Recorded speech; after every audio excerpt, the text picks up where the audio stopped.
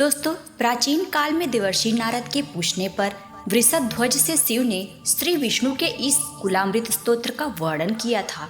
जो मनुष्य प्रयत्न पूर्वक नित्य इस कुलामृत स्तुति का पाठ करता है, उसके करोड़ों जन्म में किए गए पाप नष्ट हो जाते हैं। महादेव के द्वारा कही गई यह स्तुति बड़ी ही दिव्य है। जो मनुष्य प्रयत्न पूर्वक श्रद्धा के साथ इस कुलामृत स्तोत्र का नित्य पाठ करता है, वह परम वैष्णव पद को प्राप्त कर लेता है। जिस प्रकार हजारों अश्वमेध और सैकड़ों वाजपेयी यज्ञों का अनुष्ठान करने से मनुष्य को जो फल प्राप्त होता है, वह सिर्फ कुलामृत स्तोत्र के 11 पाठ करने मात्र से ही प्राप्त हो जाता है। प्रिय भक्तों, चलिए इन श्राद्ध पक्ष के दिनों में हम कुलामृत स्तोत्र का पाठ करते हैं और अपने पितरों को प्रसन्न कर उनका आशीर्वाद प्राप्त करते हैं। कुलामृत स्तोत्रम यस्तु विश्वमनाद्यन्त मज्मात्मनि संस्थितं सर्वज्ञं चलं विष्णुं सदा ध्यायेत् समुच्यते। देवं गर्भोचितं विष्णुं सदा ध्यायन् विमुच्यते। अशरीरं विधातारं सर्वज्ञानं मनोरथिम् अचलं सर्वगं विष्णुं सदा ध्यायन् विमुच्यते। निर्विकल्पं निराभासं निष्प्रपञ्चं निरामयं वासुदेवं गुरुं विष्णुं सदा ध्यायन् विमुच्यते। सर्वात्मकं च वै यावदात्म चैतन्यरूपकं शुभमेकाक्षरं विष्णुं सदा ध्यायन् विमुच्यते। वाक्यातीतं त्रिकालज्ञं विश्वेशं लोकसाक्षिणं सर्वस्मादुत्तमं विष्णुं सदा ध्यायन् विमुच्यते। ब्रह्मादिदेव गन्धर्वै मुनिभिः सिद्धचारणैः योगिभिः सेवितं विष्णुं सदा ध्यायन् विमुच्यते। संसारबन्धनामुक्ति मिच्छलोको ह्यशेषतः स्तुत्वैवं वरदं विष्णुं सदा ध्यायन् विमुच्यते। संसारबन्धनात् कोऽपि मुक्तिमिच्छन् समाहितः अनन्तमव्ययः देवं विष्णुं विश्वप्रतिष्ठितं विश्वेश्वरमजं विष्णुं सदा ध्यायन् विमुच्यते। यस्तु विश्वमनाद्यन्त मज्मात्मनि संस्थितं सर्वज्ञं चलं विष्णुं सदा ध्यायेत् समुच्यते। देवं गर्भोचितं विष्णुं सदा ध्यायन् विमुच्यते। अशरीरं विधातारं सर्वज्ञानं मनोरथिम् अचलं सर्वगं विष्णुं सदा ध्यायन् विमुच्यते। निर्विकल्पं निराभासं निष्प्रपञ्चं निरामयं वासुदेवं गुरुं विष्णुं सदा ध्यायन् विमुच्यते। सर्वात्मकं च वै यावदात्म चैतन्यरूपकं शुभमेकाक्षरं विष्णुं सदा ध्यायन् विमुच्यते। वाक्यातीतं त्रिकालज्ञं विश्वेशं लोकसाक्षिणं सर्वस्मादुत्तमं विष्णुं सदा ध्यायन् विमुच्यते। ब्रह्मादिदेव गन्धर्वै मुनिभिः सिद्धचारणैः योगिभिः सेवितं विष्णुं सदा ध्यायन् विमुच्यते। संसारबन्धनामुक्ति मिच्छलोको ह्यशेषतः स्तुत्वैवं वरदं विष्णुं सदा ध्यायन् विमुच्यते। संसारबन्धनात् कोऽपि मुक्तिमिच्छन् समाहितः अनन्तमव्ययः देवं विष्णुं विश्वप्रतिष्ठितं विश्वेश्वरमजं विष्णुं सदा ध्यायन् विमुच्यते। यस्तु विश्वमनाद्यन्त मज्मात्मनि संस्थितं सर्वज्ञं चलं विष्णुं सदा ध्यायेत् समुच्यते। देवं गर्भोचितं विष्णुं सदा ध्यायन् विमुच्यते। अशरीरं विधातारं सर्वज्ञानं मनोरथिम् अचलं सर्वगं विष्णुं सदा ध्यायन् विमुच्यते। निर्विकल्पं निराभासं निष्प्रपञ्चं निरामयं वासुदेवं गुरुं विष्णुं सदा ध्यायन् विमुच्यते। सर्वात्मकं च वै यावदात्म चैतन्यरूपकं शुभमेकाक्षरं विष्णुं सदा ध्यायन् विमुच्यते। वाक्यातीतं त्रिकालज्ञं विश्वेशं लोकसाक्षिणं सर्वस्मादुत्तमं विष्णुं सदा ध्यायन् विमुच्यते। ब्रह्मादिदेवगन्धर्वै मुनिभिः सिद्धचारणैः योगिभिः सेवितं विष्णुं सदा ध्यायन् विमुच्यते। संसारबन्धनामुक्तिमिच्छलोको ह्यशेषतः स्तुत्वैवं वरदं विष्णुं सदा ध्यायन् विमुच्यते। संसारबन्धनात् कोऽपि मुक्तिमिच्छन् समाहितः अनन्तमव्ययः देवं विष्णुं विश्वप्रतिष्ठितं विश्वेश्वरमजं विष्णुं सदा ध्यावन् विमुच्यते। यस्तु विश्वमनाद्यन्तमजमात्मनि संस्थितं सर्वज्ञं चलं विष्णुं सदा ध्यायेत् समुच्यते। देवं गर्भोचितं विष्णुं सदा ध्यायन् विमुच्यते। अशरीरं विधातारं सर्वज्ञानं मनोरथिम् अचलं सर्वगं विष्णुं सदा ध्यायन् विमुच्यते। निर्विकल्पं निराभासं निष्प्रपञ्चं निरामयं वासुदेवं गुरुं विष्णुं सदा ध्यायन् विमुच्यते। सर्वात्मकं च वै यावदात्म चैतन्यरूपकं शुभमेकाक्षरं विष्णुं सदा ध्यायन् विमुच्यते। वाक्यातीतं त्रिकालज्ञं विश्वेशं लोकसाक्षिणं सर्वस्मादुत्तमं विष्णुं सदा ध्यायन् विमुच्यते। ब्रह्मादिदेवगन्धर्वै मुनिभिः सिद्धचारणैः योगिभिः सेवितं विष्णुं सदा ध्यायन् विमुच्यते। संसारबन्धनामुक्तिमिच्छलोको ह्यशेषतः स्तुत्वैवं वरदं विष्णुं सदा ध्यायन् विमुच्यते। संसारबन्धनात् कोऽपि मुक्तिमिच्छन् समाहितः अनन्तमव्ययः देवं विष्णुं विश्वप्रतिष्ठितं विश्वेश्वरमजं विष्णुं सदा ध्यावन् विमुच्यते। यस्तु विश्वमनाद्यन्तमजमात्मनि संस्थितं सर्वज्ञं चलं विष्णुं सदा ध्यायेत् समुच्यते।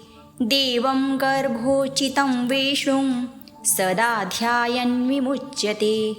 अशरीरं विधातारं सर्वज्ञानं मनोरथिम् अचलं सर्वगं विष्णुं सदा ध्यायन् विमुच्यते। निर्विकल्पं निराभासं निष्प्रपञ्चं निरामयं वासुदेवं गुरुं विष्णुं सदा ध्यायन् विमुच्यते। सर्वात्मकं च वै यावदात्म चैतन्यरूपकं शुभमेकाक्षरं विष्णुं सदा ध्यायन् विमुच्यते। वाक्यातीतं त्रिकालज्ञं विश्वेशं लोकसाक्षिणं सर्वस्मादुत्तमं विष्णुं सदा ध्यायन् विमुच्यते। ब्रह्मादिदेवगन्धर्वै मुनिभिः सिद्धचारणैः योगिभिः सेवितं विष्णुं सदा ध्यायन् विमुच्यते। संसारबन्धनामुक्तिमिच्छलोको ह्यशेषतः स्तुत्वैवं वरदं विष्णुं सदा ध्यायन् विमुच्यते। संसारबन्धनात् कोऽपि मुक्तिमिच्छन् समाहितः अनन्तमव्ययः देवं विष्णुं विश्वप्रतिष्ठितं विश्वेश्वरमजं विष्णुं सदा ध्यावन् विमुच्यते। यस्तु विश्वमनाद्यन्तमजमात्मनि संस्थितं सर्वज्ञं चलं विष्णुं सदा ध्यायेत् समुच्यते। देवं गर्भोचितं विष्णुं सदा ध्यायन् विमुच्यते। अशरीरं विधातारं सर्वज्ञानं मनोरथिम् अचलं सर्वगं विष्णुं सदा ध्यायन् विमुच्यते। निर्विकल्पं निराभासं निष्प्रपञ्चं निरामयं वासुदेवं गुरुं विष्णुं सदा ध्यायन् विमुच्यते। सर्वात्मकं च वै यावदात्म चैतन्यरूपकं शुभमेकाक्षरं विष्णुं सदा ध्यायन् विमुच्यते। वाक्यातीतं त्रिकालज्ञं विश्वेशं लोकसाक्षिणं सर्वस्मादुत्तमं विष्णुं सदा ध्यायन् विमुच्यते। ब्रह्मादिदेवगन्धर्वै मुनिभिः सिद्धचारणैः योगिभिः सेवितं विष्णुं सदा ध्यायन् विमुच्यते। संसारबन्धनामुक्तिमिच्छलोको ह्यशेषतः स्तुत्वैवं वरदं विष्णुं सदा ध्यायन् विमुच्यते। संसारबन्धनात् कोऽपि मुक्तिमिच्छन् समाहितः अनन्तमव्ययः देवं विष्णुं विश्वप्रतिष्ठितं विश्वेश्वरमजं विष्णुं सदा ध्यावन् विमुच्यते। यस्तु विश्वमनाद्यन्तमजमात्मनि संस्थितं सर्वज्ञं चलं विष्णुं सदा ध्यायेत् समुच्यते। देवं गर्भोचितं विष्णुं सदा ध्यायन् विमुच्यते। अशरीरं विधातारं सर्वज्ञानं मनोरथिम् अचलं सर्वगं विष्णुं सदा ध्यायन् विमुच्यते। निर्विकल्पं निराभासं निष्प्रपञ्चं निरामयं वासुदेवं गुरुं विष्णुं सदा ध्यायन् विमुच्यते। सर्वात्मकं च वै यावदात्म चैतन्यरूपकं शुभमेकाक्षरं विष्णुं सदा ध्यायन् विमुच्यते।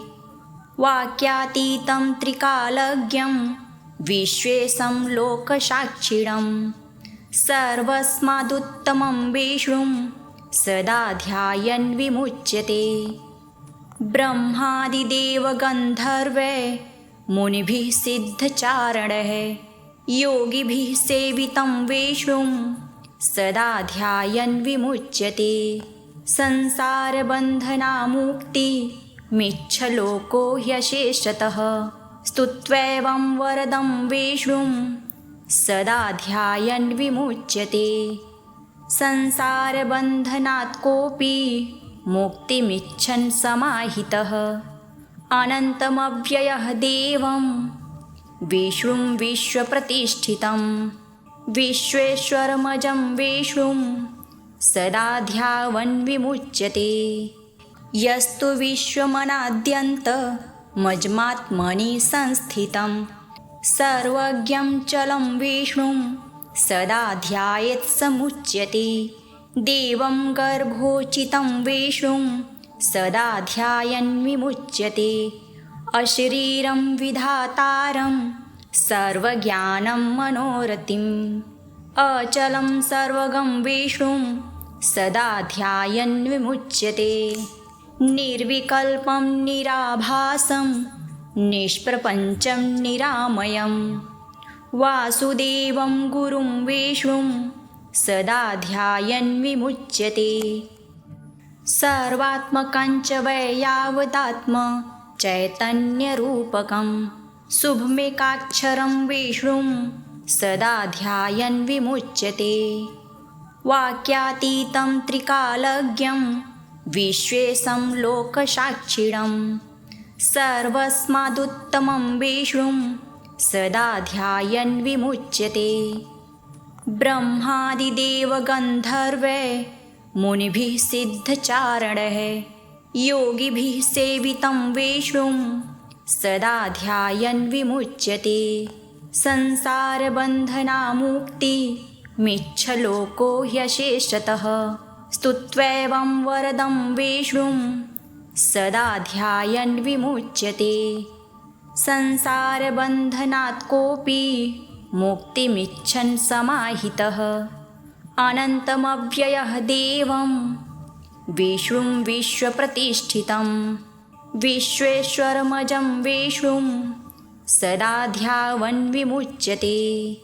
यस्तु विश्वमनाद्यन्तमजमात्मनि संस्थितं सर्वज्ञं चलं विष्णुं सदा ध्यायेत् समुच्यते।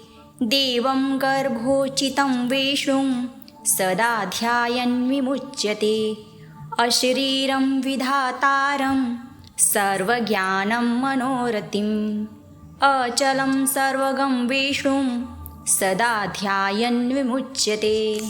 निर्विकल्पं निराभासं निष्प्रपञ्चं निरामयं वासुदेवं गुरुं विष्णुं सदा ध्यायन् विमुच्यते। सर्वात्मकं च वै यावदात्म चैतन्यरूपकं शुभमेकाक्षरं विष्णुं सदा ध्यायन् विमुच्यते। वाक्यातीतं त्रिकालज्ञं विश्वेशं लोकसाक्षिणं सर्वस्मादुत्तमं विष्णुं सदा ध्यायन् विमुच्यते। ब्रह्मादिदेवगन्धर्वै मुनिभिः सिद्धचारणैः योगिभिः सेवितं विष्णुं सदा ध्यायन् विमुच्यते। संसारबन्धनामुक्तिमिच्छलोको ह्यशेषतः स्तुत्वैवं वरदं विष्णुं सदा ध्यायन् विमुच्यते।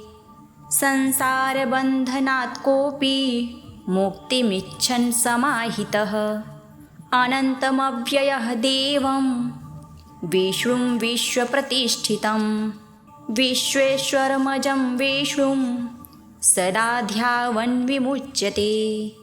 यस्तु विश्वमनाद्यन्तमजमात्मनि संस्थितं सर्वज्ञं चलं विष्णुं सदा ध्यायेत् समुच्यते।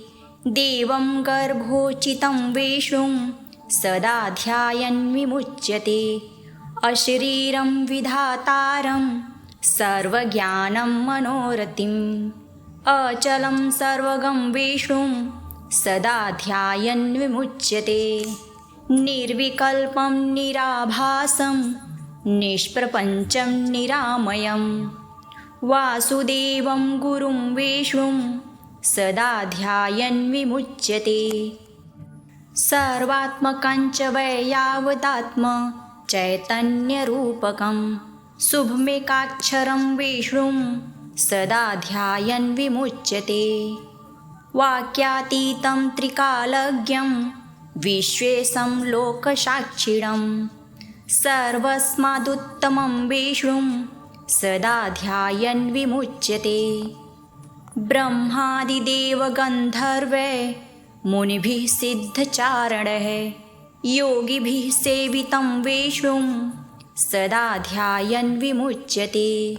संसारबन्धनामुक्तिमिच्छलोको ह्यशेषतः स्तुत्वैवं वरदं विष्णुं सदा ध्यायन् विमुच्यते। संसारबन्धनात् कोऽपि मुक्तिमिच्छन् समाहितः अनन्तमव्ययः देवं विष्णुं विश्वप्रतिष्ठितं विश्वेश्वरमजं विष्णुं सदा ध्यावन् विमुच्यते। यस्तु विश्वमनाद्यन्तमजमात्मनि संस्थितं सर्वज्ञं चलं विष्णुं सदा ध्यायेत् समुच्यते। देवं गर्भोचितं विष्णुं सदा ध्यायन् विमुच्यते। अशरीरं विधातारं सर्वज्ञानं मनोरथिम् अचलं सर्वगं विष्णुं सदा ध्यायन् विमुच्यते। निर्विकल्पं निराभासं निष्प्रपञ्चं निरामयं वासुदेवं गुरुं विष्णुं सदा ध्यायन् विमुच्यते। सर्वात्मकं च वै यावदात्म चैतन्यरूपकं शुभमेकाक्षरं विष्णुं सदा ध्यायन् विमुच्यते। वाक्यातीतं त्रिकालज्ञं विश्वेशं लोकसाक्षिणं सर्वस्मादुत्तमं विष्णुं सदा ध्यायन् विमुच्यते।